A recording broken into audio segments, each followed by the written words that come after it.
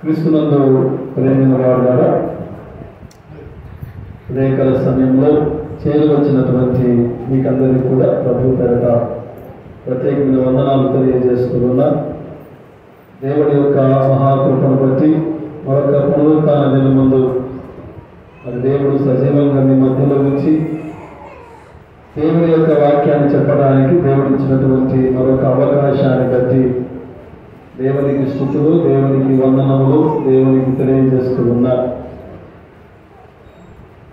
చదవబడినటువంటి ఈ 3 వాక్య భాగాలు వాటిని ఆధారము చేసుకొని పాప విమోచన, దేవుని పిలుపు అనేటువంటి ఒక అంశాన్ని మీ ముందర ఉంచాలని నేను ఆశపడుతూ ఉన్నా. మనము మొట్టమొదటిగా ఈ ఆదికాండంలోనికి మనము వచ్చేసరికి ఆదికాండము 3వ అధ్యాయము 9వ వచనం నుండి 19వ వచనం వరకు మనం చూస్తే అక్కడ ఆదాము అవ్వ ఇద్దరు కూడా దేవుని యొక్క ఆజ్ఞకు అవిధేయత చూపించడము, దేవుని యొక్క ఆజ్ఞను తిరస్కరించడము, దేవుని యొక్క ఆజ్ఞను వాళ్ళు మీరటము మనము చూస్తూ ఉన్నాం. వాక్యం సెలవిస్తూ ఉంది కదా, ఆజ్ఞను అతిక్రమించడమే పాపం.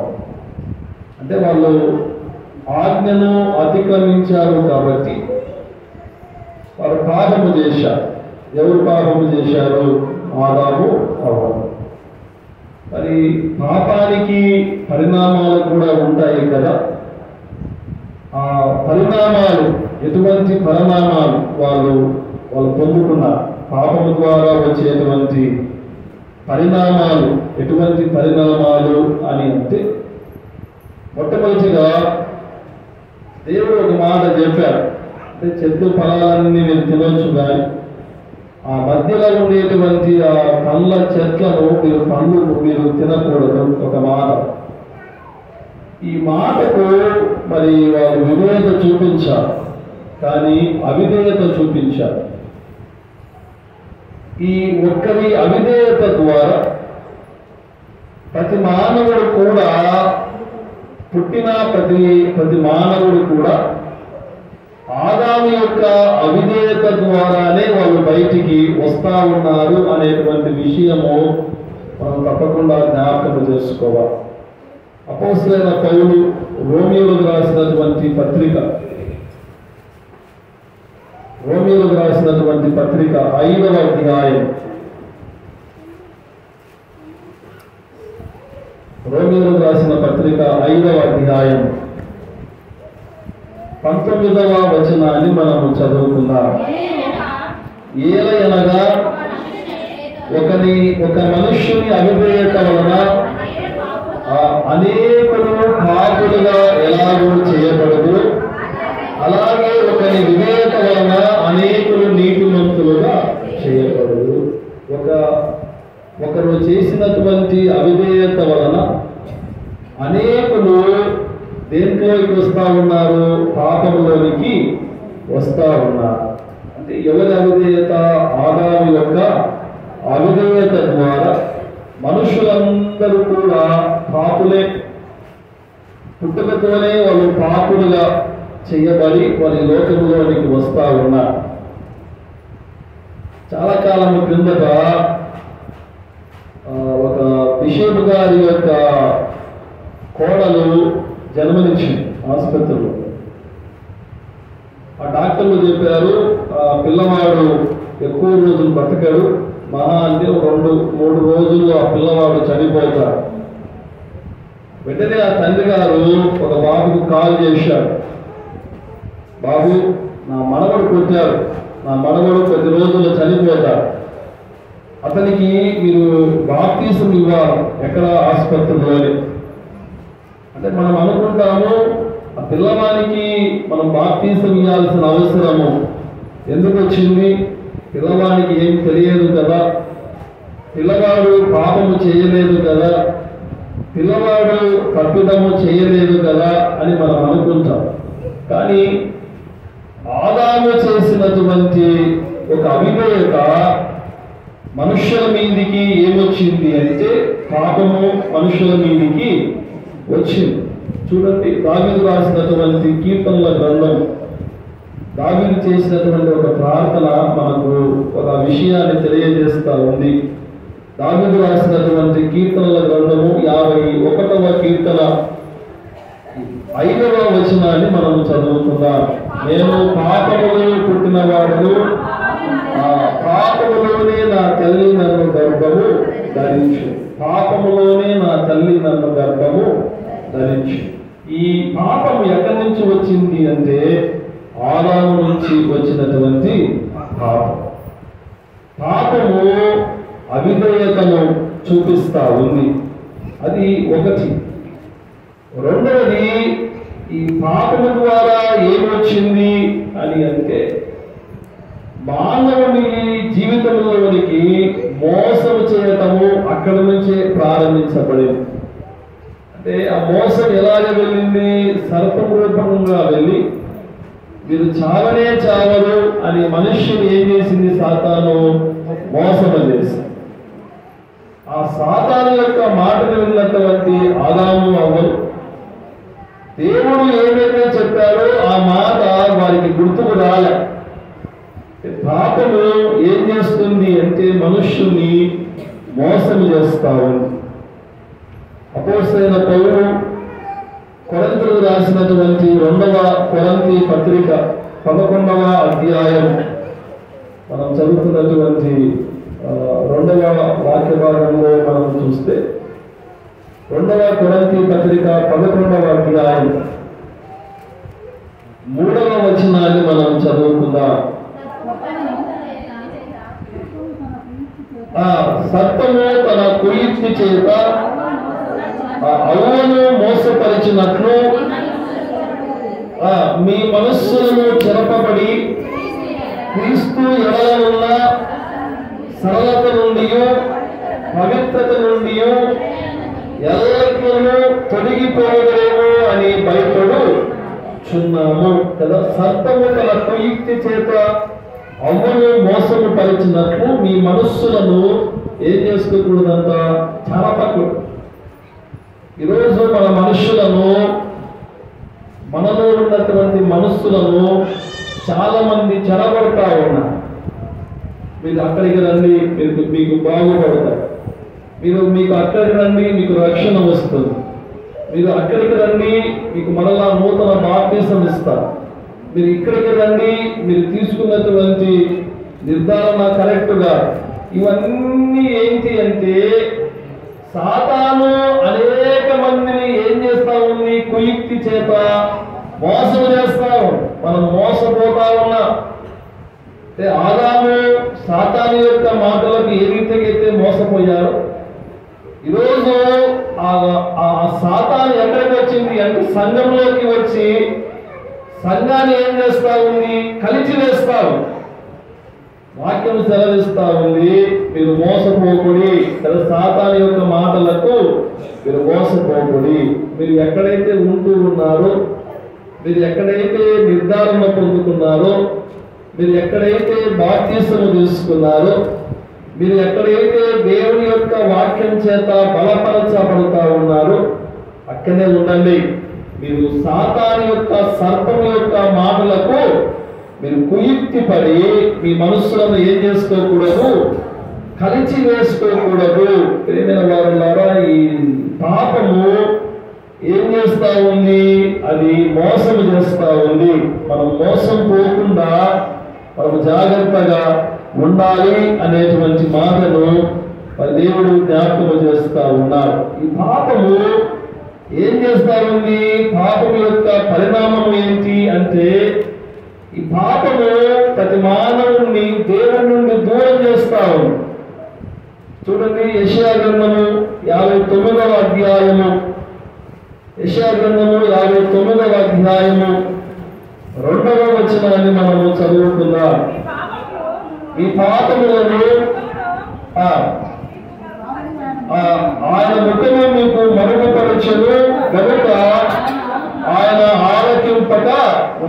మీ పాపములు ఆయన ముఖమును మీకు ఏం చేస్తా ఉందంట? మరుగు చేస్తా ఉంది. అంటే దేవుని యొక్క ముఖము కనబడకుండా పాపం అనేది మనకి ఏమొస్తా ఉంది? అడ్డుగా వస్తా ఉంది. కాబట్టి మీ మనవి దేవుడు ఆలకింపగా ఉన్నాడు కదా. ఈ పాపం అనేది మానవుని దేవుని నుండి దూరం చేస్తాడు. దేవాది దేవుడు పరిశుద్ధుడు, గొప్పవాడు. ఒక మానవుని ప్రేమించి ఆయనే పరలోకంలో నుంచి ఎక్కడికి వచ్చేవాడు? భూమి మీదకి వచ్చేవాడు. ఎవరి కోసము? ఆదాము అవ్వల కోసం. ఎందుకు?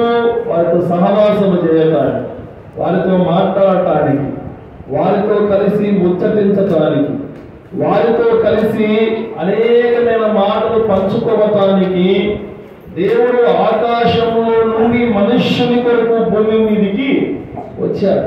ఆ సహవాసాన్ని మానవుడు ఏం చేశాడు? కోల్పోయాడు. దేవుడితో ఉండాల్సినటువంటి ఆ సహవాసం, దేవునితో ఉండాల్సినటువంటి ప్రేమ, దేవునితో ఉండాల్సినటువంటి ఆ సన్నిహితము మానవుడు పాపము చేయడం ద్వారా ఆ సహవాసాన్ని మానవుడు ఏం చేశాడు? కోల్పోయాడు. అందుకే వాళ్ళందరూ బయటికి నెట్టివేయబడ్డారు. పాపము నిన్ను నన్ను దేవునికి దూరం చేస్తాడు. ఆ దూరం చేసేటువంటి పాపము ఏదైనా కావచ్చు. సినిమా అనేటువంటి పాపము కావచ్చు, బంధువులు అనేటువంటి పాపము కావచ్చు, స్నేహితులు అనేటువంటి పాపము కావచ్చు, సమయము అనేటువంటి పాపము కావచ్చు, పని అనేటువంటి పాపము కావచ్చు. నిన్ను దేవుని నుండి ఏవైతే దూరం చేస్తా ఉన్నాయో అవన్నీ కూడా దేని కిందికి వస్తాయి? పాపము కిందికే వస్తాయి. పాపము మనుష్యుణ్ణి ఎక్కడి నుంచి దూరం చేస్తా ఉంది?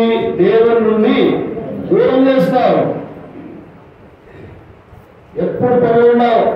ఆదివారం రాగానే ఏమొస్తుంది? పని ఉంటుంది. ఆ పని అనేటువంటి పాపము నువ్వు మందిరానికి వెళ్లకుండా చేస్తా ఉంది. నువ్వు పని అనుకుంటా ఉన్నావు కానీ అది కూడా ఒక రకమైన పాపమే. ఏ రోజు కాని బంధువులు ఆదివారం నువ్వు చర్చికి వెళ్తా ఉంటే నీ ఇంట్లో వచ్చి కూర్చుంటా. అప్పుడు నువ్వేమనుకుంటావు? ఒరే మా ఇంటికి చాలా ఏళ్ళ తర్వాత మా బంధువులు వచ్చారు, ఈరోజు ఎక్కడికి వెళ్ళకూడదు? చర్చికి వెళ్ళకుండా వీరికి మంచి మాంసాన్ని వండు పెడితే సంతోషంగా.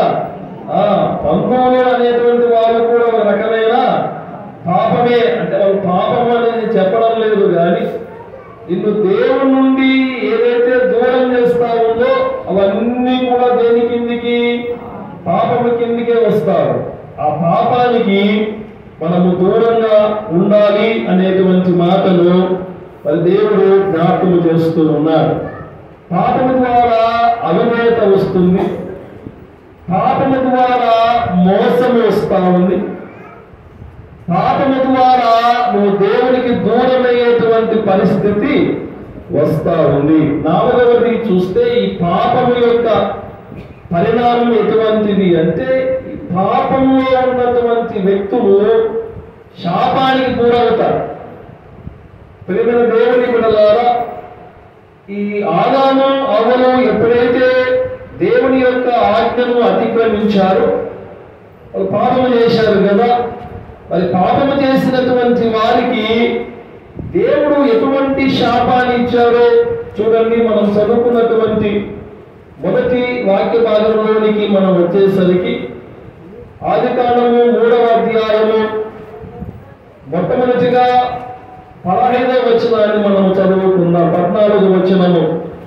అందుకు దేవుడైన యెహోవా సర్పముతో నీవు దీన్ని చేసినందుకు పశువులన్నిటిలోనూ భూజంతువులన్నిటిలోనూ నువ్వు శపించబడిన దానవు, నీ కడుపుతో నువ్వు పాకుదవు, నీ బతుకు దినములన్నీ కూడా ఏం తింటావు?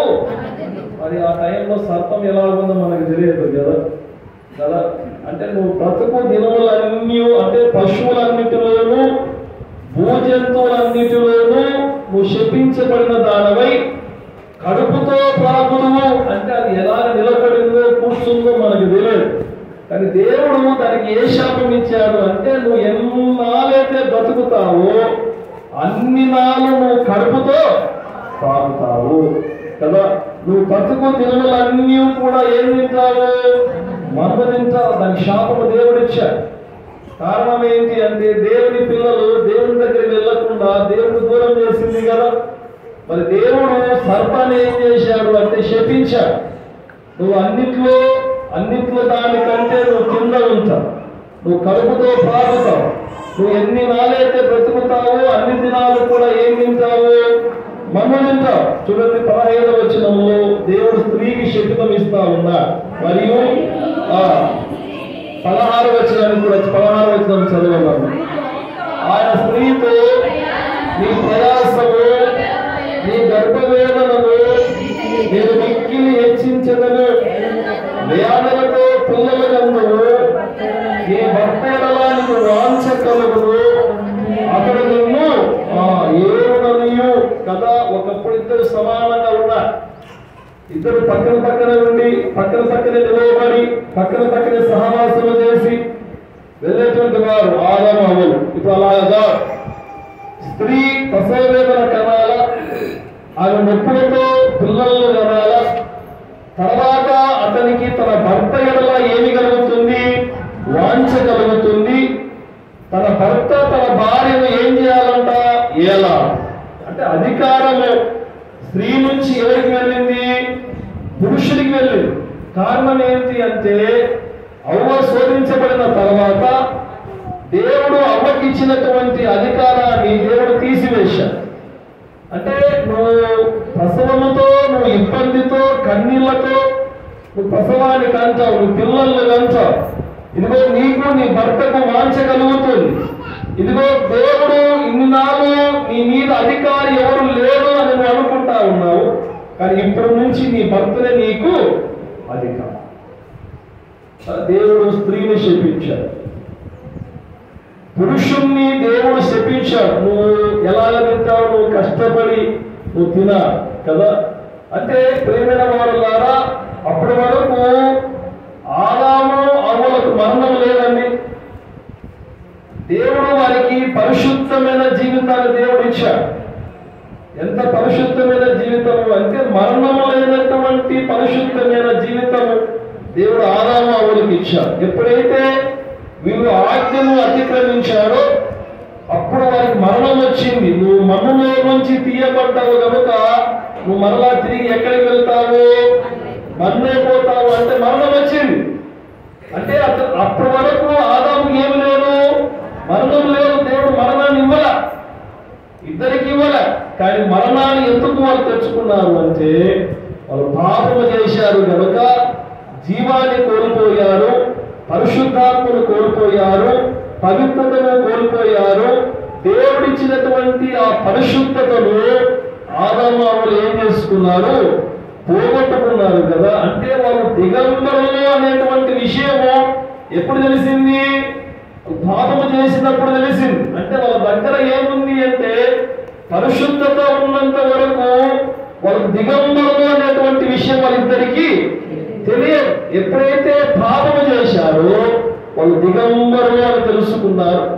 మరణం లేనటువంటి ఆదాముకు దేవుడు ఏమిచ్చాడు అంటే, నువ్వు మరణం అవుతావు, నువ్వు మన్నులో నుంచి తీయబడ్డావు కనుక తిరిగి మన్నై. చూడండి, ఎక్కడ ఉండాల్సినటువంటి ఆదాము అవ్వలు ఎక్కడికి నెట్టివేయబడ్డారు. ఎంతటి ఆశీర్వాదాలు పొందుకోవలసినటువంటి ఆదాము అవ్వలు ఒక సాతాను యొక్క కుయుక్తికి లోబడి వారి జీవితాలను తలక్రిందులుగా చేసుకున్నట్లుగా దేవుని యొక్క వాక్యము సెలవిస్తా ఉంది. ప్రేమ దేవుని బిడ్డలారా, ఇటువంటి పాపానికి మనం దూరంగా ఉండాలి. ఇటువంటి పాపానికి మనము చాలా దూరంగా ఉన్నప్పుడు దేవుడు మనకు అతి సమీపముగా దేవుడు ఏం చేస్తాడు? మనతో కలిసి ఆయన సహవాసము చేస్తారు. ఈ పాపము మానవుణ్ణి దినాల్లో ఏర్పాటు చేస్తారు. దేవుని దగ్గరికి రాకుండా, దేవుని యొక్క ఆశీర్వాదాలు మానవుడు పొందుకోకుండా, దేవుని యొక్క ఆత్మ ఫలాల చేత మానవుడు నింపబడకుండా పాపం ఏం చేస్తుంది? చేస్తా ఉంది అంటే మానవుణ్ణి దూరము చేస్తా ఉంది. ప్రేమ దేవుని బిడ్డలారా, ఈ పాపములో నుంచి మానవుడు ఏం పొందుకోవాలి అంటే విమోచన పొందుకోవాలి. ఏం పొందుకోవాలమ్మా? విమోచన పొందుకోవాలి. విమోచన పొందుకోవాలి అంటే పాపం లేనివాడు రావా. పాత నిబంధన గ్రంథంలో ఒక వ్యక్తి పాపము చేసినప్పుడు ఆ పాపానికి పశ్చాత్తాపంగా ఆ వ్యక్తి ఏం చేయాలా? ప్రతి సంవత్సరము ఒక గొర్రె పిల్లను తీసుకుని రావా. ఒక గొర్రె పిల్లను తీసుకుని వచ్చి అతని యొక్క పాపాలన్నీ ఆ గొర్రె పిల్ల మీద వేసి ఆ గొర్రె పిల్లను ఏం చేయాలా? వధించాలి. అది వధించబడినప్పుడు అతని యొక్క పాపాలు ఏం చేయబడినట్లు? క్షమించబడినట్లు. మరలా వెళ్ళి మరలా అతను పాపము చేయవచ్చు. మరలా సంవత్సరం కాగానే మరలా గొర్రె పిల్లను వేసుకుని రావాలి. ఇదే పంతు జరుగుతా ఉంది. మానవునికి పాపములో నుండి విమోచన దొరకడం లేదు. కనుక యేసుక్రీస్తు ప్రభువు వారే నేనే ఒక గొర్రె పిల్లగా భూమి మీదకి వెళ్ళి అందరి పాపాలు నా మీద వేసుకొని ఏ గొర్రె పిల్ల రక్తము చిందించాల్సిన అవసరము లేదు.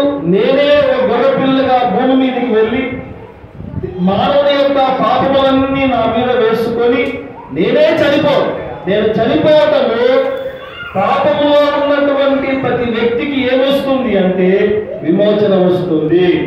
అంటే ఈ గొర్రె పిల్ల రక్తంతో కాదు కానీ నా రక్తము చిందించడం ద్వారా మానవునికి ఏమొస్తుంది? పాపముల నుంచి విముక్తి వస్తుంది. విమోచన ఎక్కడి నుంచి వచ్చింది అంటే యేసుక్రీస్తు యొక్క రక్తం ద్వారా మనమందరం ఏం చేయబడ్డాము? విమోచించబడ్డాం. చూడండి, దేవుని యొక్క వాక్యంలో మనం చూద్దాం. ప్రియమైన వారి ద్వారా అపోస్తలుడైన పౌలు రోమీయులకు రాసినటువంటి పత్రిక,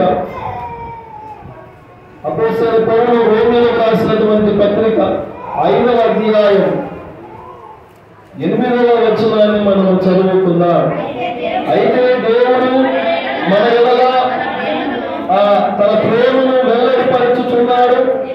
ఎట్లనగా మనం ఇంకను పాపములో ఉండగానే క్రీస్తు మన కొరకు చనిపోయాడు. యేసుక్రీస్తు ప్రభుల వారు 2వ ఆదాముగా పిలువబడ్డారు కొత్త నిబంధన గ్రంథంలో. అంటే మొదటి ఆదాము ద్వారా ఏమొచ్చిందమ్మా?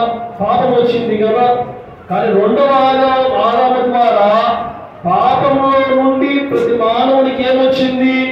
విమోచన వచ్చింది. అందుకే అపోస్తలుడైన పౌలు కొరింథీయులకు రాసినటువంటి మొదటి పత్రిక 15వ అధ్యాయంలో మనం చూస్తే అక్కడ ఒక మాట రాయబడి ఉంది, చదువుకుందాం. అపోస్తలుడైన పౌలు కొరింథీయులకు రాసినటువంటి మొదటి పత్రిక 15వ అధ్యాయము 45వ వచనాన్ని చదువుకుందాం. ఇందు విషయమై ఆదామునే మొదటి మనుష్యుడు జీవించు ప్రాణి ఆయను అని రాయబడి ఉన్నది. కడపటి ఆదాము జీవింపచేయు అంటే ఇంకా అప్పటికి ఆయన ఆత్మ అప్పటికి ముగించలేదు. ఇంకా ఏం చేయబడతా ఉంది? ఇంకా జీవించబడతా ఉంది. అది ఎంతకాలం జీవించబడతా ఉంది అంటే నిత్యకాలము జీవించబడేటువంటి ఆత్మ దేవుడు మనకందరికీ ఇచ్చాడు. ఆ ఆత్మ అయినటువంటి దేవుణ్ణి మనము వెంబడించాలా. ఆ ఆత్మ అయినటువంటి దేవుడు ఎవరో కాదు, మన యేసుక్రీస్తు ప్రభుల వారే జీవించేటువంటి ఆత్మ.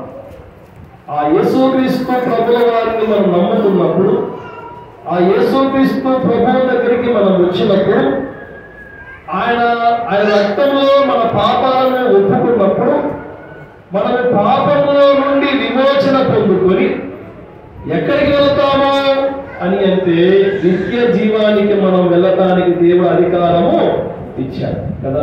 అదే కదా యోహాను సువార్త 3వ అధ్యాయము ఆ మాట అక్కడ రాయబడి ఉంది. అంటే మనం క్రీస్తు రక్తం ద్వారా విమోచించబడి ఎక్కడికి వెళ్ళాలో మనం అంతా యోహాను సువార్త 3వ అధ్యాయం 16వ వచనాన్ని మనం చదువుకుందాం. దేవుడు లోకమును ఎంతో ప్రేమించును గాక ఆయన తన అద్వితీయ కుమారునిగా పుట్టిన వారి యందు విశ్వాసముంచునట్లు ప్రతి వారము నశింపక నిత్య జీవం పొందినట్లు ఆయనను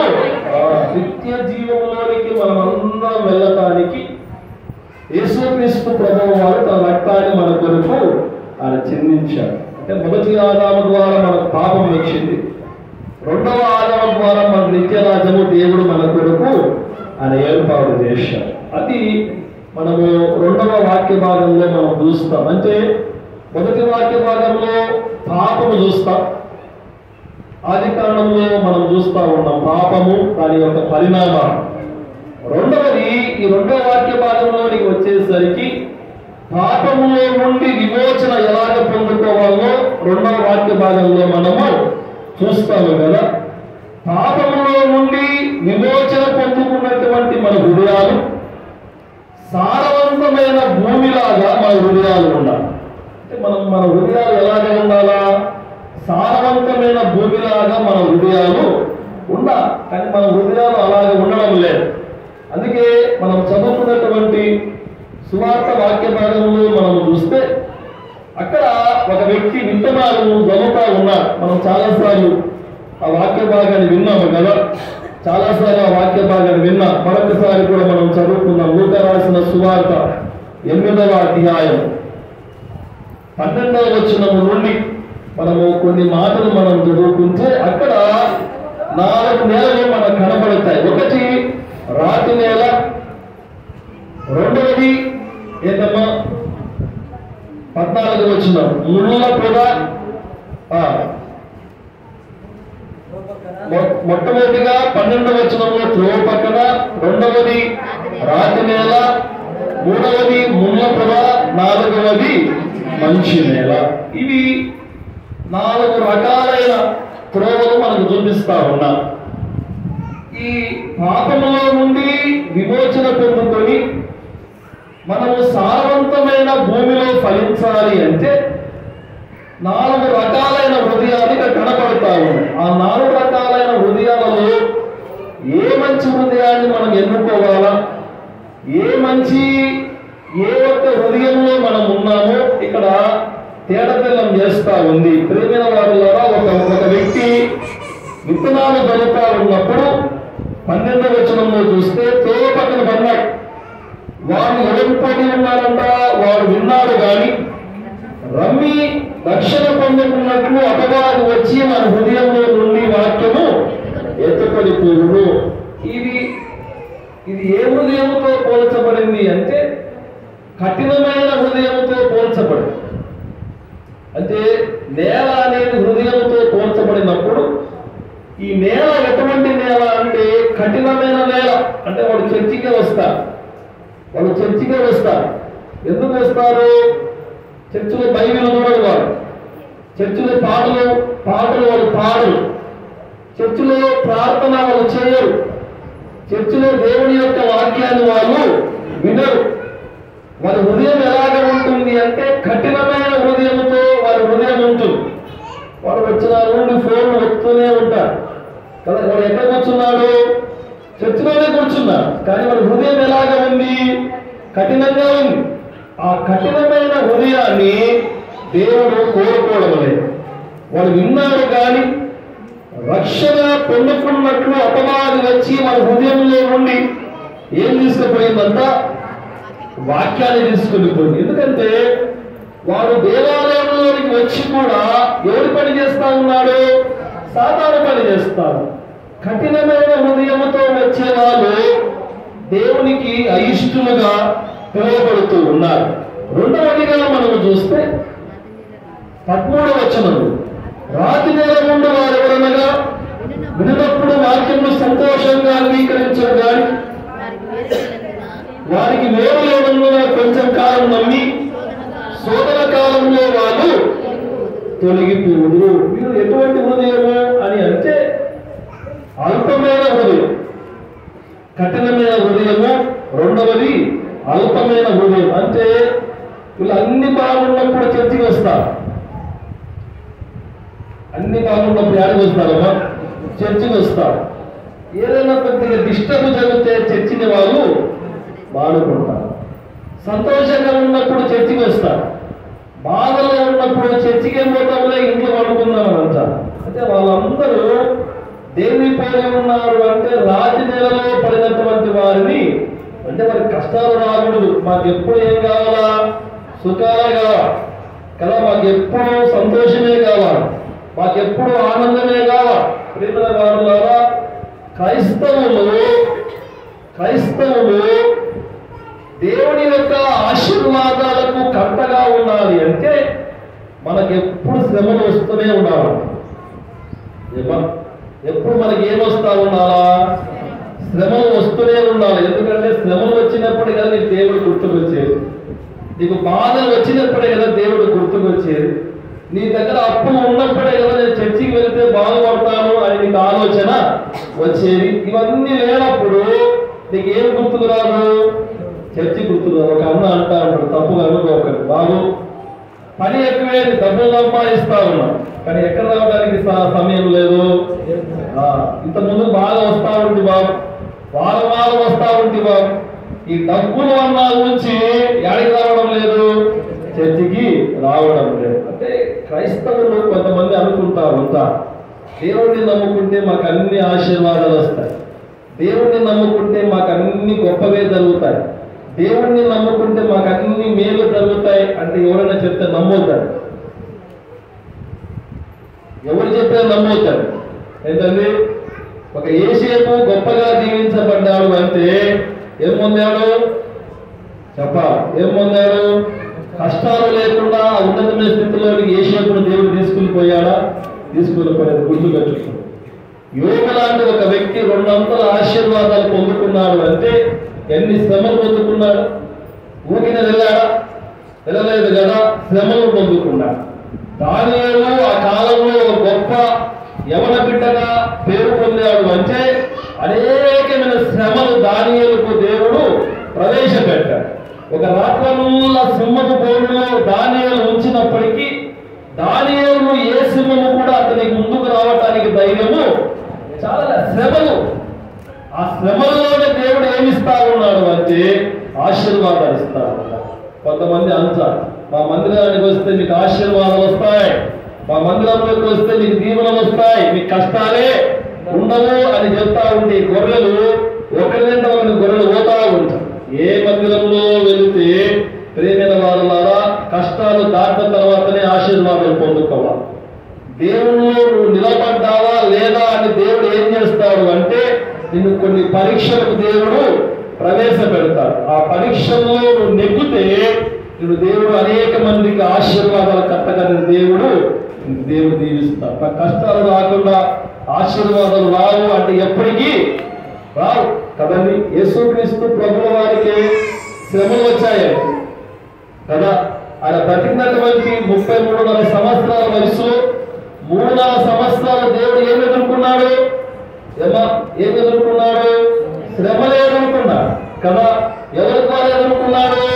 సొంత తల్లి ద్వారా ఎదుర్కొన్నాడు, సొంత అన్నల ద్వారా ఎదుర్కొన్నాడు, సొంత శిష్యుల ద్వారా ఎదుర్కొన్నాడు, సొంత జనంతో కూడా సమస్యలను దేవుడు ఎదుర్కొన్నాడు. అసలు యేసు ప్రభువు వారు చనిపోయింది కూడా ఎవరి కోసము?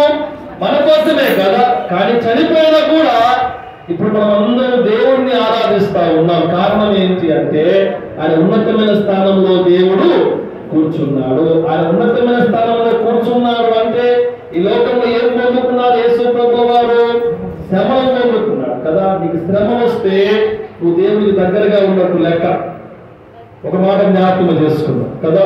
నీకు అనారోగ్యం వచ్చింది అంటే, నీకు కష్టం వచ్చింది అంటే, నీకు ఇబ్బంది వచ్చింది అంటే, నీకు ఒడిదుడుకు వస్తుంది, నువ్వు చర్చికి రాకుండా నీకు ఆటంకం చేస్తా ఉంది అంటే నువ్వు దేవుడికి దగ్గర అవుతా ఉన్నావు, సాతానికి దూరం అవుతా ఉన్నావు. కాబట్టి వాడు నీకు శ్రమను ప్రవేశపెడతా ఉన్నాడు, ఇబ్బంది ప్రవేశపెడతా ఉన్నాడు. నువ్వు చర్చికి వెళ్లకుండా నువ్వు ఆటంకం చేస్తా ఉంది. కారణం ఏంటి అంటే నువ్వు చర్చికి వెళ్తే ఏం చేయబడతావు? దీవించబడతావు. వాడికి తెలుసు. అందుకే వాడు నీకు శ్రమం పెడతా ఉన్నా. నువ్వు వెళ్ళాకు అని నిన్ను ప్రేరేపిస్తా ఉన్నా. నువ్వు వాడి మాటను నమ్మి ఈరోజు చర్చికి వెళ్ళకపోతే ఏమవుతుందిలే అనేటువంటి ఒక మాటను వాడి మాట నమ్మితే నువ్వు ఏం చేస్తావంటే దేవుని ఆశీర్వాదాలు నువ్వు చేతులారా పోగొట్టుకున్నట్టే. ప్రేమైన వారులారా, శ్రమలు వస్తాయి ఉన్నాయి అని కంగారు పడవలసిన అవసరం లేదు. శోధనను సహించువాడు ధన్యుడు. ఆ ధన్యత దేవుడు మనకందరికి కూడా దేవుడు ఇస్తా ఉన్నాడు. ప్రియమైన వారు ద్వారా మన హృదయం ఎలాగ ఉండాలి అంటే, మంచి హృదయము నీ హృదయం ఉన్నట్లయితే దేవుని యొక్క వాక్యం అంతా నీ హృదయంలోనికి వెళ్ళి ఆ వాక్యం ఏం చేయబడుతుంది? ఫలించబడి నువ్వు దేవునికి దీవెనకరంగా ఆశీర్వాదకరంగా నేను దేవుడు చేయాలి అని ఆశపడుతూ ఉన్నాడు. కాబట్టి ఉదయకాల సమయంలో ఈ పాప విమోచన నుంచి మనం బయటికి వచ్చి మన హృదయాలను శుద్ధపరచుకొని మన హృదయాలలో మంచి విత్తనాలు నాటబడి మరి దేవుడి ద్వారా మనం నిండాలుగా మరి ఫలించబడాలని ప్రభు పేట నేను మనవి చేస్తూ కృప పరిశుద్ధాత్మ దేవుడు మనకు, మన సంఘానికి, మన కుటుంబాలకు అనుగ్రహించును గాక. ఆమేన్.